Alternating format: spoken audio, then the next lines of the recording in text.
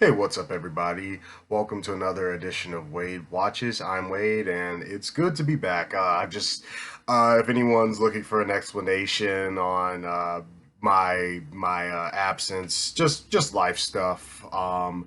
Because I do have a few reviews that I am working on right now that will be uploaded promptly, but sometimes life just intervenes. But anyway, I'm back for another review today, and today I'm going to be talking about a really criminally underrated one that's out in theaters right now that like nobody's talking about, and that is Chevalier, directed by Stephen Williams and starring Kelvin Harrison Jr., Samara Weaving, and Lucy Boynton. And basically, this movie is all about Joseph Balone.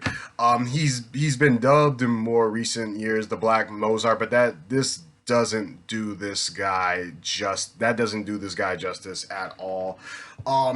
How I would sum up the real Joseph Balone is, long story short, he's one of those prominent black figures. He's not an African American historical figure. He's a black Frenchman, but he's still a black figure. But he's still a part of Black history, and he's one of those black figures that basically the education system has failed to teach a lot of us about, because I only very recently, like I'm talking like a year ago, uh, discovered who this guy was. Before that point, I've never heard him mentioned in any of my classes in high school, college, middle. I'm pretty sure I didn't learn about him in middle school or anything. So like it had to be a year ago where I just came across some information about the dude. That's when I learned about him, and I'm not going to go off on a tangent about how the education system sweeps black figures under the rug, and basically like eliminates a lot of important black historical figures from their curriculum. But yeah, very disappointing that they do that, because this is definitely a black man that a lot of people should learn about, because this dude, holy crap, when I learned about him, Joseph Boulogne. So the real Joseph Boulogne, basically, he was this Frenchman in the. I'm getting my phone again. Not sorry, not sorry. Let's see, because I don't want to mess this guy. I don't want to mess any of the details about this guy up, because you guys should research him. After you watch my review here. When did he live? Let's see. So let's see. So he lived in 18th century France, and he was a champion fencer, violinist, composer, tennis player, and a swimmer. That's what Wikipedia is saying here. And he was born on December of 1745 and died in June 9th, 1799. And yeah, basically this guy was just like the best at everything. And so moving on to the movie Chevalier itself, I would say that it's basically just like a, a cliff note, like a sample, a piece of this guy's life story. And that's the case with most biographical picks these days. Like, they're not going to tell the person's whole life story. They're not going to capture every detail in film, and that's something that's widely criticized by a lot of people. The common complaint I hear about biopics: oh, it's not 100% historically accurate. They left out X, Y, and Z. Me, I've never had that problem personally, because I understand the difference between a movie and something like a documentary or a biographical work of literature. It's a movie, and movies, first and foremost, um, are like the main task that movies have is entertaining their audiences. And I will say that in the case of Chevalier, I was thoroughly entertained. It was a very compelling story. So this movie pretty much exclusively focuses on the musical side of Joseph Bologna. He was an accomplished composer who composed operas, symphonies, and what have you. And of course, being a man of color in the time period that he lived in, he was not as widely recognized as he should have been. And this movie perfectly captures that. Obviously, it shows how, because he's a Creole man of color, because he is half white, half black mother, white father, but still, to most they see him as just a black man, a person of color. So he's not treated fairly. And in this movie, you see how confident that basically he has to put on this facade of just like supreme confidence for people to even take him seriously. And you see how he works his way up into Queen Mary Antoinette's court and becomes like basically one of her closest friends and this beloved violinist. And I thought it was all portrayed fairly well.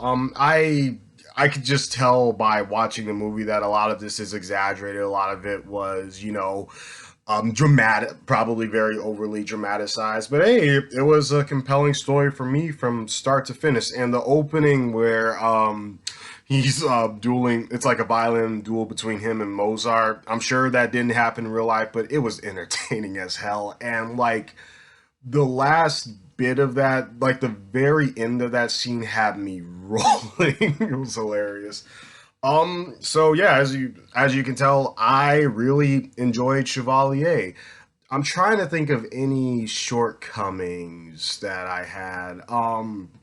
I guess the main overarching shortcoming of Chevalier is the fact that they just that well, no, here's one thing. I thought that this movie was a tad bit short for a film of this genre. It clocks in at about an hour and 40 minutes, and usually I'm more accustomed to musical biopics being like 2 hour 2.5 hours, sometimes even 3 hours, like in the case of one of the most famous ones, Amadeus. Just because I feel like you have more time to flesh out, the subject's life, show more of their accomplishments and their failures and everything. And that was definitely needed here because, as you know, you just witnessed me read from Wikipedia from my phone here. This dude had an incredibly fascinating life that not a lot of people even know about. Not There are still a lot of people out here in the world who didn't even know that Joseph Boulogne existed. So yeah, I really felt that this movie could have been a bit longer and could have tackled more than just his music. Because once again, you don't get the usual, rags to riches story from childhood to adulthood with this movie. It pretty much is just like one portion of Joseph Balogne's life. And in this case, he's trying to be like the lead conductor of the Paris Opera House. And to do that, he needs to basically write an impressive opera that pleases Marie Antoinette. And there's another composer, a white composer, who's already up for the job because, as Marie Antoinette says, like she's still the queen, and of course she has to keep up appearances. And there's a whole thing there, and that's pretty much what the entire movie is about. Joseph Boulogne trying to become the leader of the Paris Opera. There are other smaller subplots going on. There's a romantic subplot.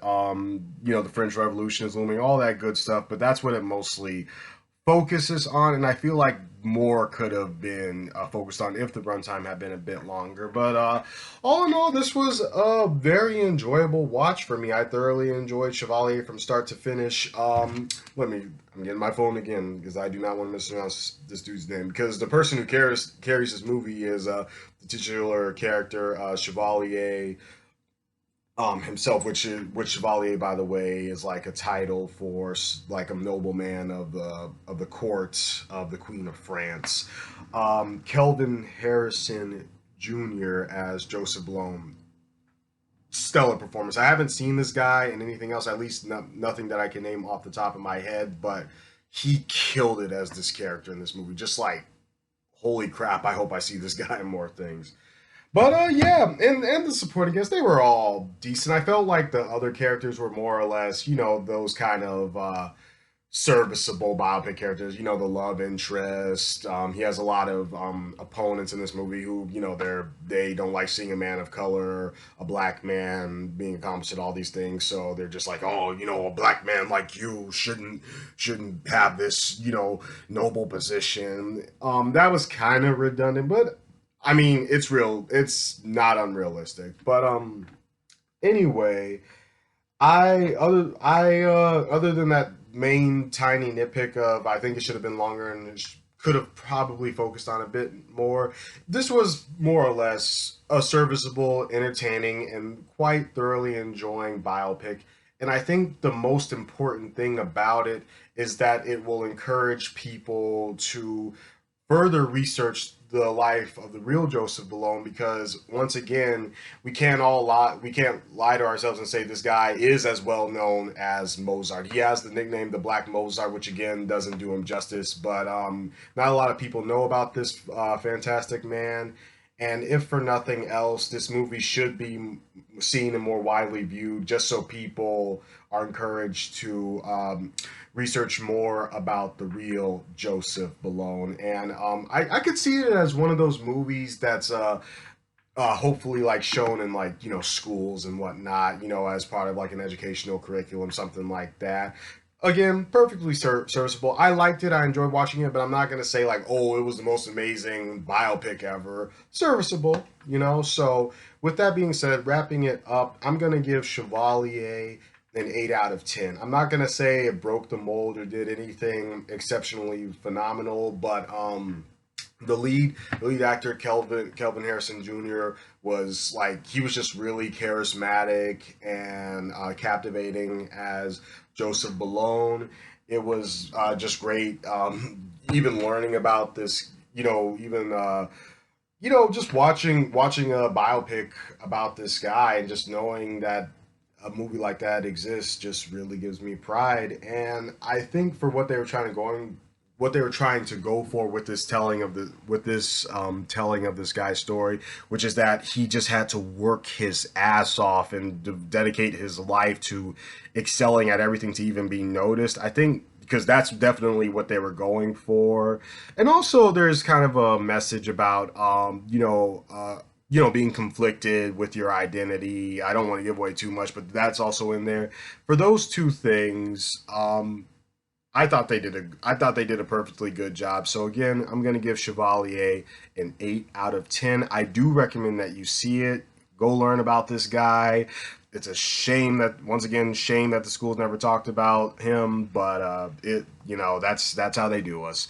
So so for the umpteenth time, 8 out of 10 for Chevalier. This has been another edition of Wade Watches, and I will see you all next time. Peace.